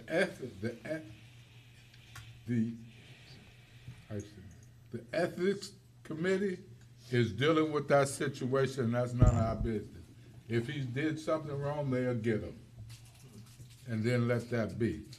But the need for an audit, in-depth, shorter depth, whatever depth you want it to be, is not needed, because we need to get rid of it, stop talking about it, and go on with the business of our government. We have a good governing body. Yes, we have areas that we can use improvement. Well, we basically have a good governing body, and we run a mighty good city here in Augusta. And if those limited thinking individuals keep their limited thinking attitudes to themselves, we'll be 100% better than what we are. Thank you, Mr. Mayor Pro Tem. All righty. Ms. Bonner, now we know why Dennis Williams was late today. You All right. tell everybody I was late. Okay, Mr. Frainer. Thank you, Mayor Pro Tem. So I got to say something. I represent over 25,000 people in my district, and I think I've had 3 people reach out to me. 3, when it comes to this full audit stuff. Now, we all know what's been going on in the mayor's office. Have I had people reach out about that? Absolutely. And I'm sorry, Commissioner Williams, but we have to care about every dollar in this government, regardless of what department it's in. I just want to say thank you to the department heads and all you're doing, because the constituents are getting services. I'm not going to agree to it, frankly, because you shut the government down. And I'm not going to risk getting these projects done because we think we're going to find something in this audit. Frankly, if you want to change something, you change the processes. That's what we do. Whether it's automating procurement, whether it's discussing stormwater and paying $3,000 for a mile, we got to fix the processes. You're not going to fix anything and waste a lot of time on things that you hear about, business went here, business went there. We got to fix the processes, and that's the only way you can do to move forward. I'm disappointed that there's no discussion of a specific area. You're blanketing the whole government. I mean, if you're going to put something up like this, go specific on what you're going for. Don't try to say that everybody's painted with the same paintbrush, because that is not true in this government. So as far as I'm concerned, there's no way I'd ever support it, just because it would shut this government down. Frankly, I heard the number $4 million to do this, and that is absolutely crazy to spend that kind of money when I can get a lot of things done for $4 million. So that's all I got to say about this. Thank you. All right. Look here, now, this is your third time talking, Mr. Mason. Doesn't matter. Shoot, I gotta go home. We're here to do the people's business. Come on. All right, so Business. while I'm going to respectfully disagree with my colleague, Commissioner Dennis Williams, I do believe that we have a responsibility to certainly care about what's happening in the mayor's office. However, having said that, I do believe it was Mr. Clark that says the mayor's office is being handled by the state. So if in fact that's happening, let's see what the state comes up with, if the state's going to come up with anything. When you look at the mayor's budget, I think it's $500 and some odd $1,000, something like that. We have $1 billion budget in this government, $1 billion. Now, it's not to say that $500,000 is anything to scoff at, because it's not. But when we are talking about spending additional funds for something that's being currently looked at by the state that doesn't cost us anything, if in fact we're going to do anything, let's see what the state has to say. And then we move forward from there. If you're going to target a certain area. Otherwise, if we're doing this in-depth, complete audit, as we've already stated from finance, that could be very, very costly. So my last statement is this in reference to this: if our finance department is good from our external auditing, then it would seem to me that we should be pretty good in that area. If that's not the case, then it seems like the first place we would start would be finance, because that's where all the money comes into. So we really have to stop and think about what we're doing here, and what it is that we're trying to do. But at the end of the day, with the mayor's office being investigated as we speak, we will, in my opinion, the state will take care of that. We'll figure out whether there's anything going on with that or not, and then we'll move beyond that one way or the other. But I'm not prepared to do anything with that at this particular time, Mr. Mayor Pro Tem. All right, Ms. McKnight.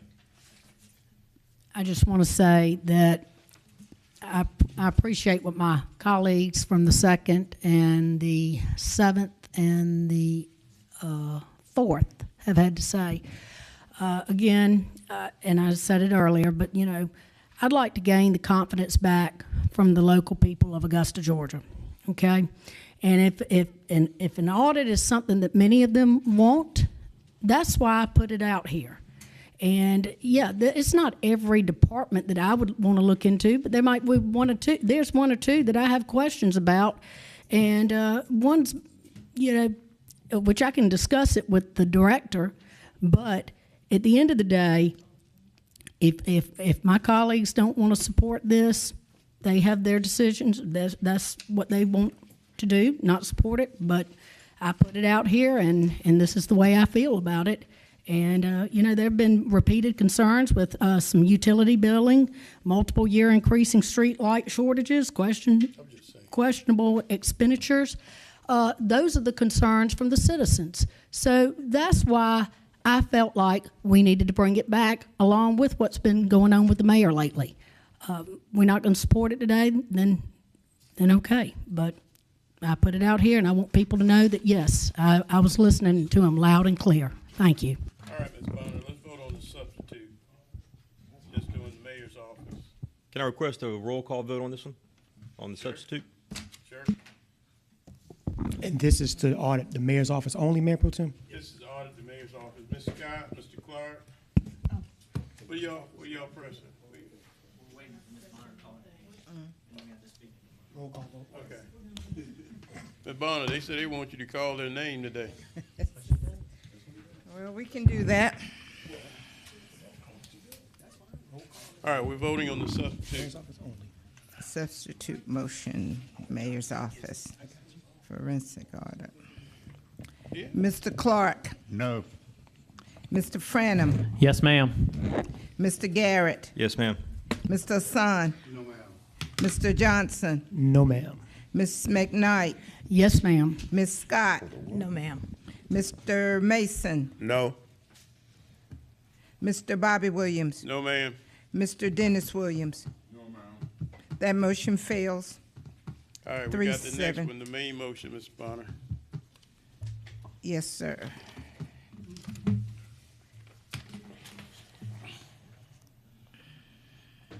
Mr. Clark, Yes. Mr. Franham, No, ma'am. Mr. Garrett, No, ma'am. Mr. Hassan, Mr. Johnson, No, ma'am. Ms. McKnight, Yes, ma'am. Ms. Scott, No, ma'am. Mr. Mason, No, ma'am. Mr. Bobby Williams, No, ma'am. Mr. Dennis Williams. No. That motion fails. 2-8. Anything else, Ms. Bonner? No, sir, that's it. We're done? We have We're an done. addendum. Everybody have a wonderful We Masters have an Week. addendum item. We have an addendum Another item. item, item 34. Addendum item We have addendum, and we have item number 34. 34. Item 34. Two other items. Oh, they took it off. And Augusta. Yeah. Yeah, Mr. Hassan Yeah. had questions on that. And he had questions on the addendum. Yeah. Y'all might have put a 34 on that. It was, well, they requested it be on the consent agenda, but I think Mr. Garrett did have questions, so. Mr. Hassan had questions. I had the Who question. had questions? It was me. I had the Mr. question. Hassan. Commissioner Hassan Oh, did. okay. Yes, ma'am. I'm sorry. I'm waiting for Ms. McCourt to sit down.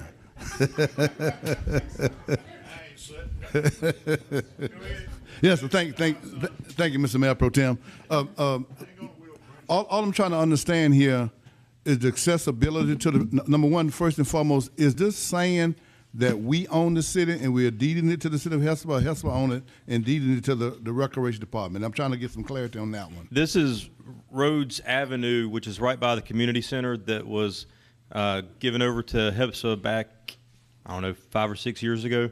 And this is the road that runs right in front of it. And they're actually doing construction work there. And just because of the way the road is situated, it's hindering how they do the work. But they've agreed to take ownership of the road to do all maintenance on it. So that won't hinder us from getting to the recreation centers or anything of this nature? No, the center is actually off Windsor Spring Road. That's how you access it. Motion to approve. Okay.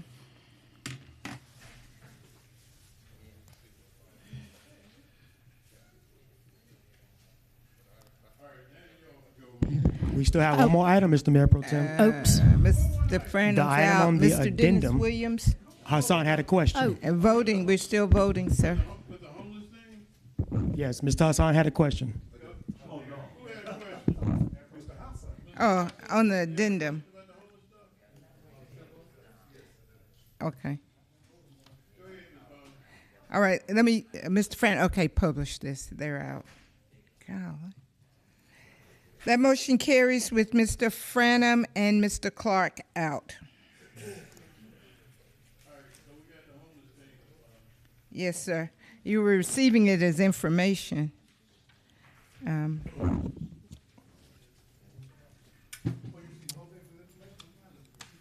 You had questions. We attended the The consent item agenda. was to receive as information and offer support for a strategic plan recommendation from the Homeless Task Force to move forward with developing recommendations for commission action related to the Homeless Crisis Response System Coordinator position and the Home ARP Award Cost Allocation Plan in line with Task Force recommendation for investment in the development of permanent supportive housing units. We could have consented it. Hang on a second. Ms. Johnson, what were you trying to get out of this? Well, I wanted to do what the item says, but there were questions on it. But I guess the questions are not there anymore. Just want to do what the item says. Where are the questions?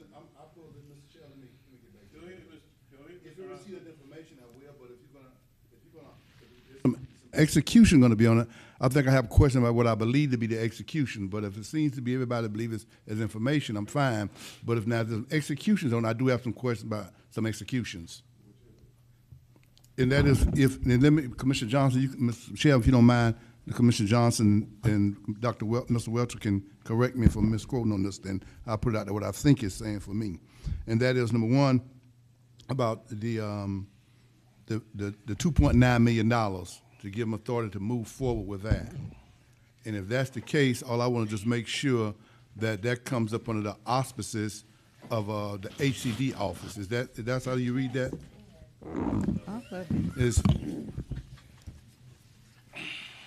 All I need is something to the point. I don't need a Yes, choir. sir.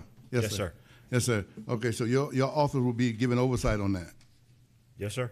Okay. The next thing is I think, Mr. Chairman, Mr. Chair, you got is the thing about the hiring of the person. Will that person be hired out of your funds in your department, and will that person be working for your department? Mr. Mayor Pro Tem, if I can jump in here. Yeah, go ahead. Can we just add this to the next week's committee, with the April 12th committee agenda to have further discussion on this matter? Is that okay, Mr. Hassan? Motion to receive his information back to Mr. Mason. Okay, but it'll come back on the 12th, right, Ms. It'll be on Bonner? the April 12th agenda. Well, per the request of Commissioner Johnson, we will Yes. place this on the Administrative Services Committee. On the 12th? On the 12th, yes, Okay. sir. Thank you, Ms. Bonner. So let's do that. Okay. Everyone have a wonderful Masters Week. Hang on a second, Ms. So Bonner. we're going to do this by acclamation without objection, right? Since we're not voting. Okay.